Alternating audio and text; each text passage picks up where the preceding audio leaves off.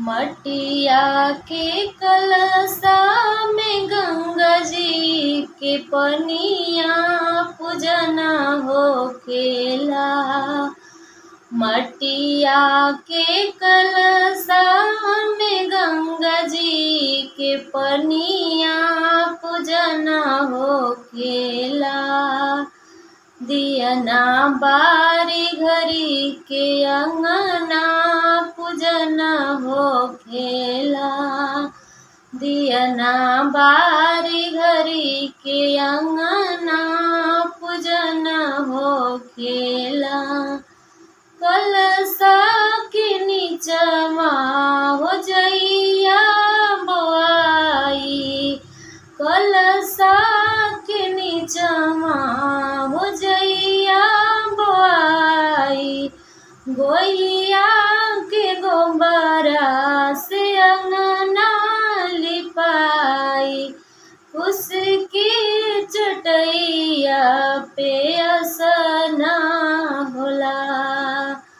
उसकी चटैया पे असना होला।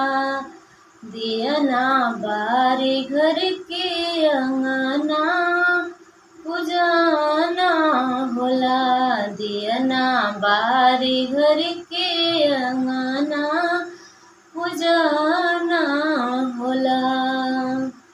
श्रद्धा सुमन से माई के बोलवनी।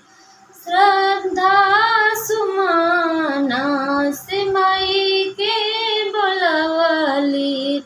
निमिया के डरिया पे झुलुआ लगवनी।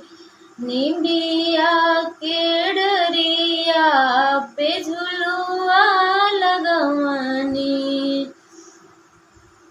गावेली गीत सब माई के दुआरवा।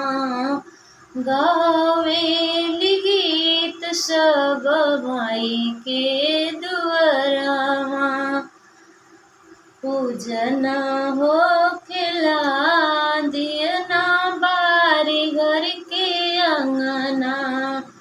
पूजन होखेला दियना बारी घर के अंगना।